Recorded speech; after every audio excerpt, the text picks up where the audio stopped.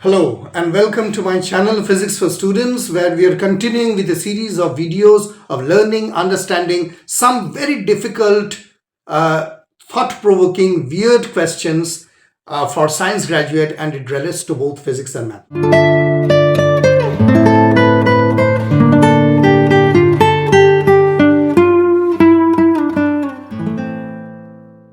If you're watching this video for the first time, I would request you, please go and click on the I button to watch the rest of the series, because these are very difficult and very interesting questions from where you can learn a lot. So we will start with today's video with the first question, which is again something very interesting, and it actually tests your knowledge in terms of the foundational role of mathematics. Right on the screen, you can see the question lies that, can you think of a scenario where mathematics might fail to describe a real world problem? Now, in the question itself, you already got the answer, and the hint is real world problem. That means the recruiter is challenging you to make yourself think of something which is unreal, which is not real. So the question that you have to ask yourself is that, in reality, can mathematics solve all the typical problems? So why the recruiter is asking on the question coming on the screen is problem, your critical thinking, ability to recognize the boundaries of a discipline that you are passionate about, and it helps assess your understanding about the limitations, particularly in complex or abstract real world scenarios. So from this definition, what becomes important is that the recruiter is challenging to probe and make you think about things which are the boundaries of discipline you're likely passionate about. That means how much you're passionate about the boundaries, how much you know that this is the limitation of mathematics or whatever discipline you are. So now you need to understand this is why the recruiter. So what do the recruiter expect? That means, what is the objective? Here it is.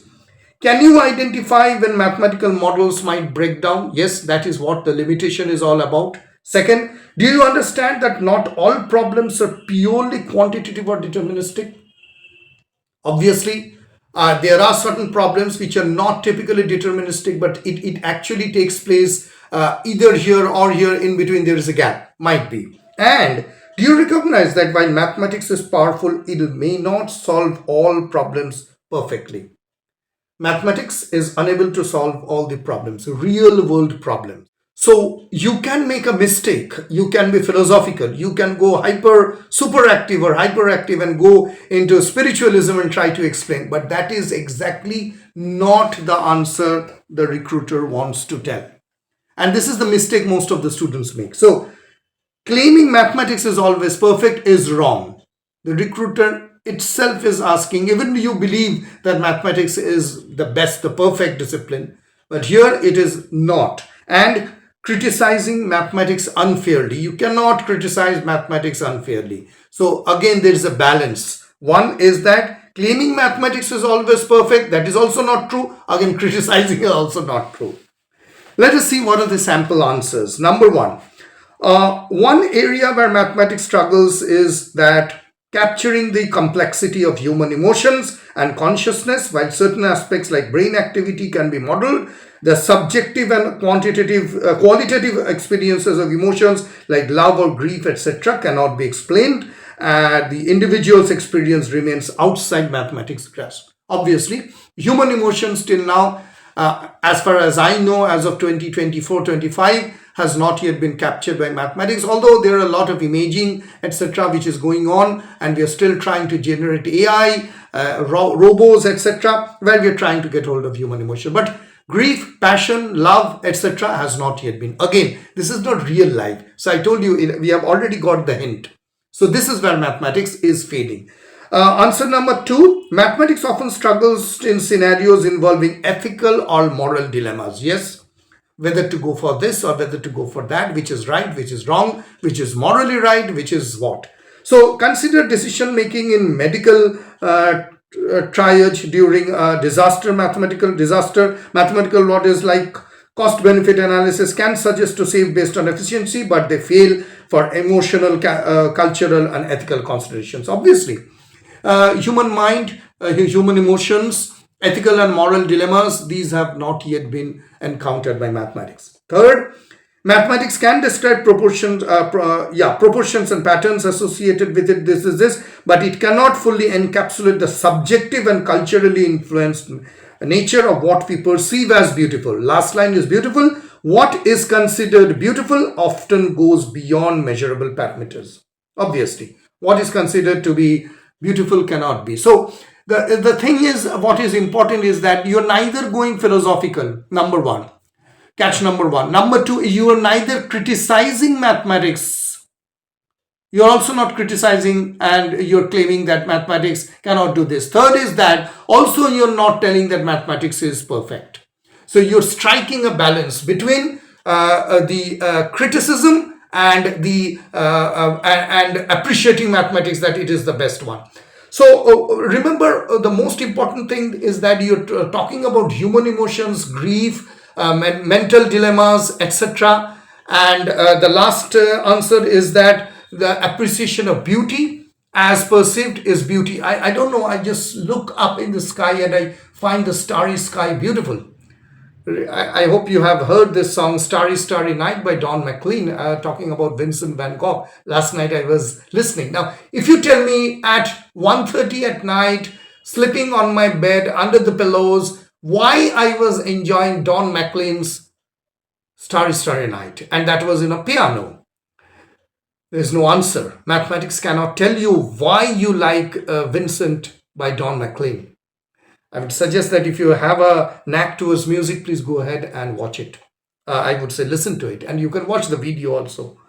So that is the limitation of mathematics. You have already stated that. So what is the key takeaway? Let us look. The question tests your ability to think critically about the scope and limitations of mathematics.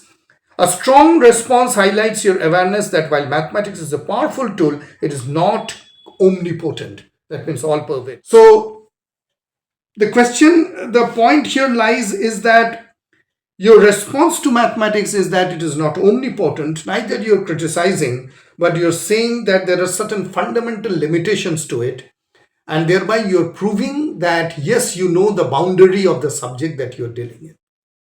Coming to the next question of today's video, I would say this is not typically mathematics, but it can happen anywhere. It is about visualization, how powerful you can visualize and you can communicate. Right in your screen, you can see if you had to visualize a 4D object, how could you explain it to someone unfamiliar with the concept? Now, this is something you're living in a flatland and you are asked to imagine something on a 3 dimension. What would you do? If you have read the famous world Flatland, then you could have got the hint what I am talking. Let us see. The recruiter is asking because they want to see your communication skill, creativity and imagination, problem solving approach and adaptability. Adaptability because somebody who has no idea about 4 dimension, how you can make adapted to from 3 dimension to 4 dimension. That is the one. So what is the objective? Objective is to test conceptual understanding, evaluate teaching and presentation skills, assess your logical structuring, and whether you can explain abstract ideas in a clear and engaging manner. Most of the objectives either way would be the same because that is the output they want to see. What is a mistake that you might make? You can use jargons, you can be very technical, your answer can be vague, or you're skipping the context or the main relevance of it. So here again, just like last time we did, here is a step-by-step guide to answer. First is that start with a 3D analogy. Why? Because we understand 3 dimension. Then you introduce the 4th dimension. Then provide visual analogies which might be relatable, and you need to acknowledge limitations because imagining 4D is difficult. Okay, let us see what are the sample answers. A 4D object like a tesseract is a 3D cube, what a cube is to a 2D square. So you are first taking 4D object like a tesseract and you're telling it is a 3D cube, which is a cube just like a 2D square. Then you are telling just as a cube has depth which a square cannot, a tesseract has a 4th dimension beyond our spatial understanding. The cube, this book has got a depth which I would say a square has not got. So you're now telling that it has got something which is beyond our spatial understanding. We cannot visualize. If you unfold it, it will result into 8 cubes. So that is how you make the visualize. So you say 2D something which has got this, then you say the 3D has not got this. Now think from 3D you go to 4D, and this is how you explain.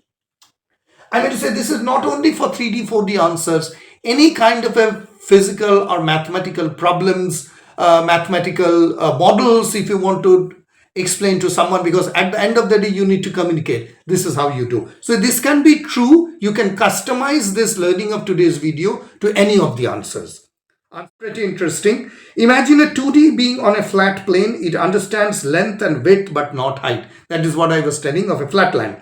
If you introduce the 3D object like a ball, it sees only slices of it as the ball passes through the plane. Similarly, a 4D object passing through our 3D space would appear as a series of evolving 3D shapes. So the first answer was about the tesseract from 1D to 2D to 3D and then to 4D. The second was considering time, and third was imagining that 2D on a plane, and then if you introduce 3D it would look like slices, and how the 4D object would look like if it is considered in slices. Now there are certain important points which you also need to remember. Whenever you are explaining this kind of a visualization approach, one, set the stage using familiar concepts. Don't go directly to 4D. First make the audience understand what they understand. Use analogies so that it bridges the gap. Acknowledge the limitation. Engage the listener's imaginations, and then tie it to real world application. And this is a nice model. I think you can do it for communicating further researches if you're creating mathematical models, cosmological models, etc. So you can set it first what we know, then use analogies, then acknowledge that it is difficult, and then engage the listener's imagination, and then tie it to the real world application. Here is the key takeaway: that focus on making the concept accessible, relatable, and engaging. Yeah, it should be accessible, relatable, and engaging. Use analogies like shadows, unfolding shapes, etc., and showcase both your creativity and your communication skill. This is important because you have to showcase that, without which it won't be possible. So that is the way you answer.